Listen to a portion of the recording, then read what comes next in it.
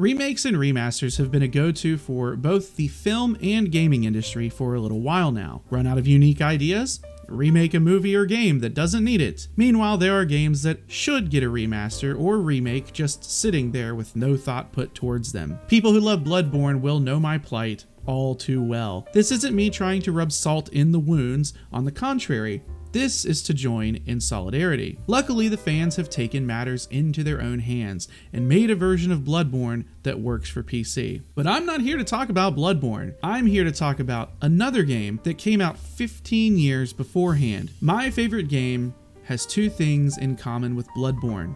One, it was seemingly forgotten by Sony, and two, it also has a fan-made project that brought it to PC. Now, I'll say that Sony technically hasn't forgotten about Bloodborne. They love to use Bloodborne in their promotional material, but my game, they never talk about. That game is The Legend of Dragoon. The Legend of Dragoon is an old JRPG from the late PS1 era that came out in North America in 2000. It was considered a commercial success at the time, interestingly with more sales in the US than in Japan. At that time, most JRPGs tended to not sell as well overseas as they did in their home country, which put LOD in a unique position. From a personal perspective, it became my favorite game for a number of reasons. To start, I was young and just getting into fantasy, and this really ticked the boxes for what I wanted. Legend of Dragoon also had a unique combat mechanic called additions. Essentially, each character has their own moveset, and you have to click a little blue box at the correct time in order to continue their attack combo. This would let them do more damage and would build their spirit meters, which allowed the Dragoon transformation that I loved. They were basically quick time events for your attacks. This was different from most of the other JRPGs that I had played at that time because it meant that combat was a bit more active and engaging. Legend of Dragoon was also what got me interested in both writing and storytelling. I've always loved the story, even with some of its more corny elements. Some of the dialogue is a bit cheesy and the names for places are a little weird, but I came to love those too. I tried many RPGs after LOD, and while a lot of them were good,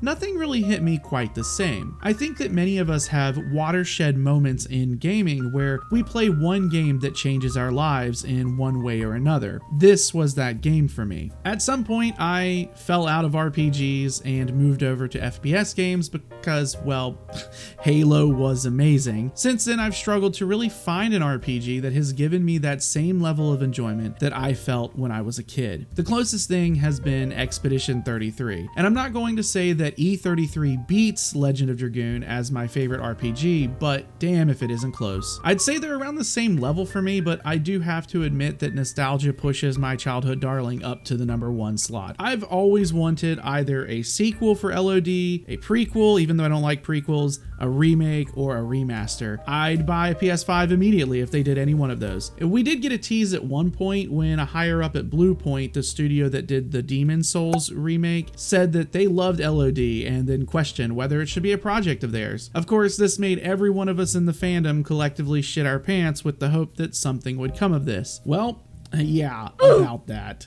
So all hope seems to be lost on that front. I'm not going to go into detail about the game or the story or anything of that nature unless that's something you guys want to see. That's not really the point of the video. If you want a full retrospective, let me know in the comments down below. I mentioned earlier that, like Bloodborne, there was a fan-made PC version of this game. We're going to be looking at that today. The Legend of Dragoon Severed Chains is a fan-made project that aims to bring the classic game to the PC with a ton of updates, and it's been around for a little while. The game is in 4K 60 FPS, restored asset quality, widescreen, and works with a ton of different controllers, not just the PlayStation 1s. There's a lot they've added to this, and it looks phenomenal. I really want to shout out the team who made this because they've added in so many optional quality of life changes while keeping the whole thing true to what it was. If you're interested in this, I would highly recommend looking at their website, which I'll have linked in the description. If you're into LOD and don't know about this, it might be worth checking out. From here on out, the video is going to be pretty simple. I'm going to load up the game, play a bit, and then we're going to talk about it. Let's go.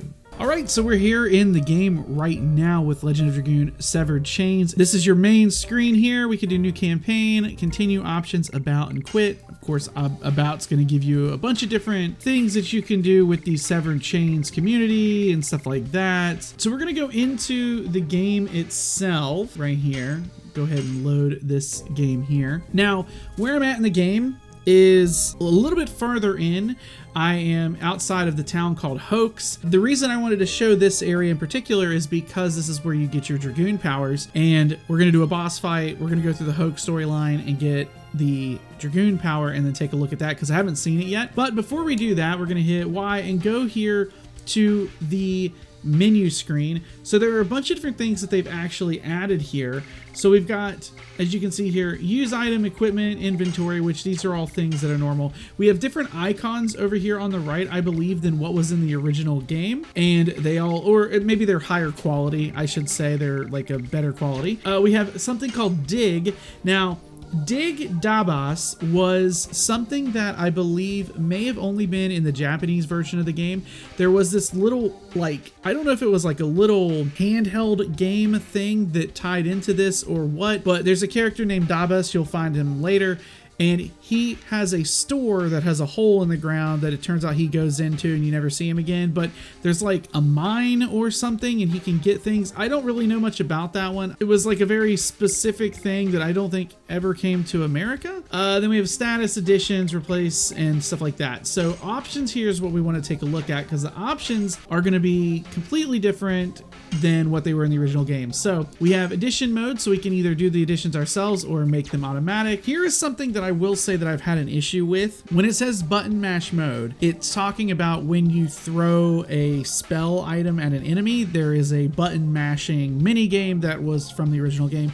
You're basically hitting your button that's in the X spot as fast as possible to increase a multiplier to do more damage. Now, the problem with this that I have found is that I can actually hit the button faster than the game can register. So what ends up happening is I'm sitting here button mashing, but it doesn't register my presses, which kind of sucks. Now, what they've done is they've actually made it to where you can do it automatically, or you can hold the button down and it'll just go all the way up by itself, which is kind of nice. So I have it on hold. Encounter rate. Now you can change how often you run into an enemy. Enemy HP bars, that is not something in the game normally. I actually have that on. You can increase your inventory size, which is really nice, which I actually have set up 102. I'm not going for a vanilla experience here. I've played this game so many times, I don't even care. You can unlock the party.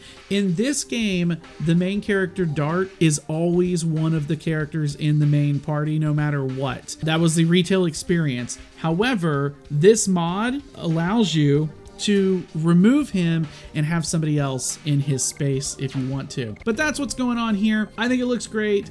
The only thing that they are seemingly working on are the backgrounds here. So as you'll see, like the little the map here, stuff like that. In this game, everything is like pre-rendered when it comes to backgrounds. So if we come in here and you'll see what I mean, Hoax is a pre-rendered asset. So all of this stuff in the background, that's why the characters look so different compared to the background. But there was something that they had posted on their website saying that apparently there is somebody working on a redo and a remake of all of these pre-rendered backgrounds and stuff. I don't know like sort of where that's coming or when that's coming. It seemed like it was like one guy working on it, so it is what it is. And if it comes out, it comes out. If not, it doesn't. That's fine. I'm going to kind of run through this section fairly quickly so that way we can go in and get into some battles. The flames put me in the mood to do it.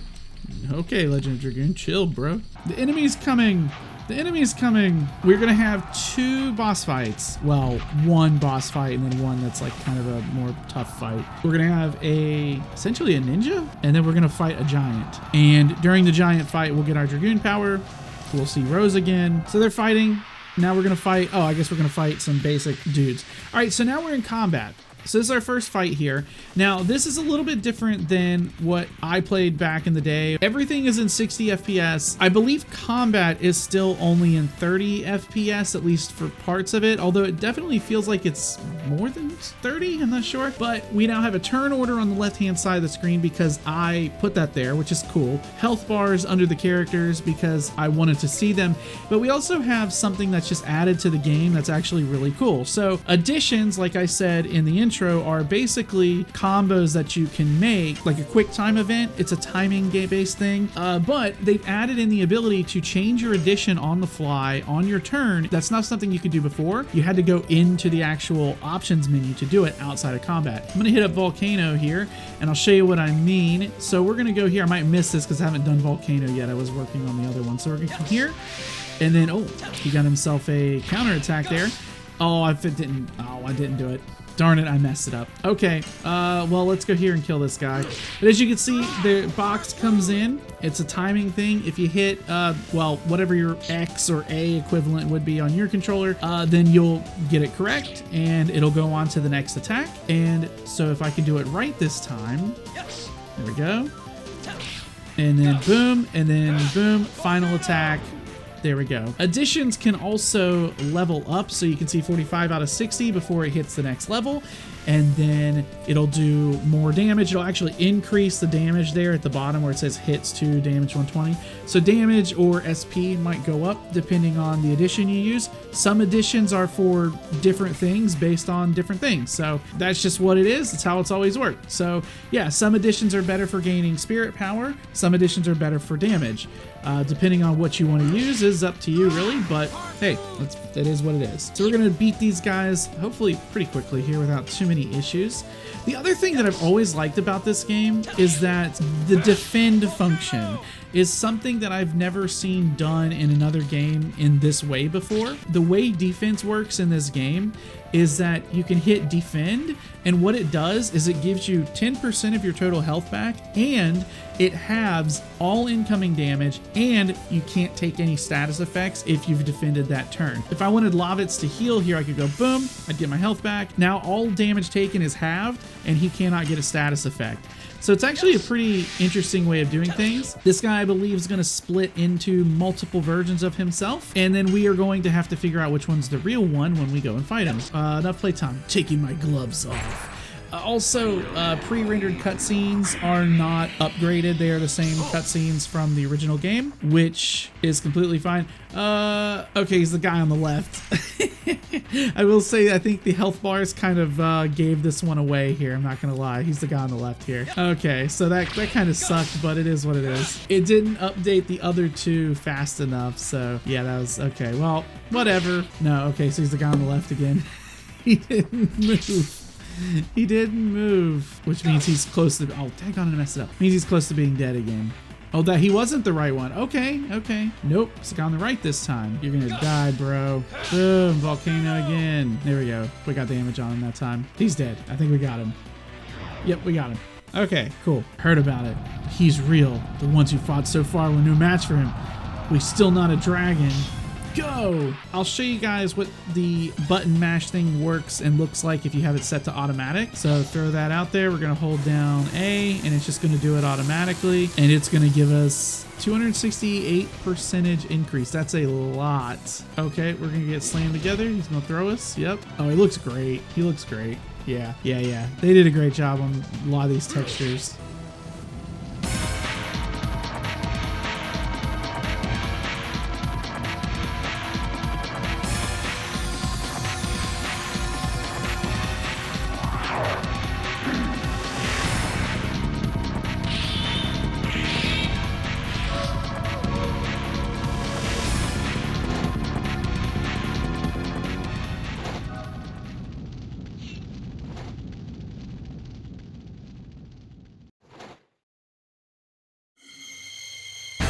I think the faces are relatively similar, but they look a little bit updated. I think like the eyes have definitely changed a lot.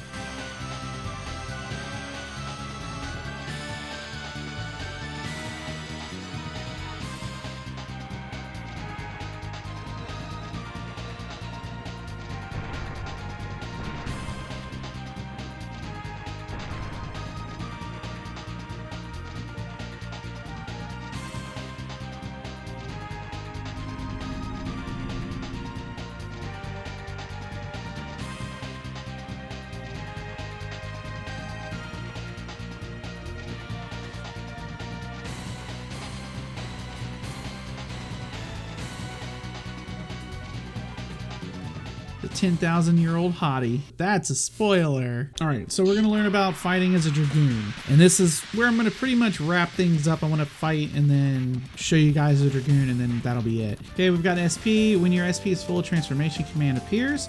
Selecting that allows you to become a Dragoon. Now transform yourself. Dragoon. And here we go. We're gonna get ourselves a cool animation. Yes. Oh, his sword changes. I don't know if that happened in the original game or if I just now noticed it, but yeah, it's funny. Now we get to learn about fighting as a Dragoon. Charge up your power. So we're going to do this. Press the tilde button. I'm not pressing that. There we go. Perfect. Here we go. So we do our perfect Dragoon attack. Boom. And we're going to do this spinny move. Boom.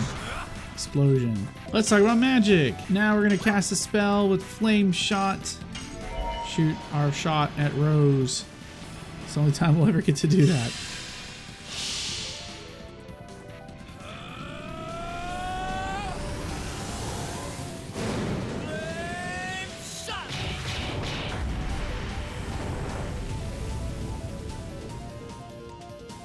I'm going to probably continue to play through this game all the way through because I haven't played it in a little while and now I want to. But if you guys want a full sort of retrospective, I'm going to hold off playing for a little bit after I put this video out. Let me know in the comments down below so that way when I do start playing, I can record and then do something for it. Anyway, thank you guys for watching. I'll see you all next time.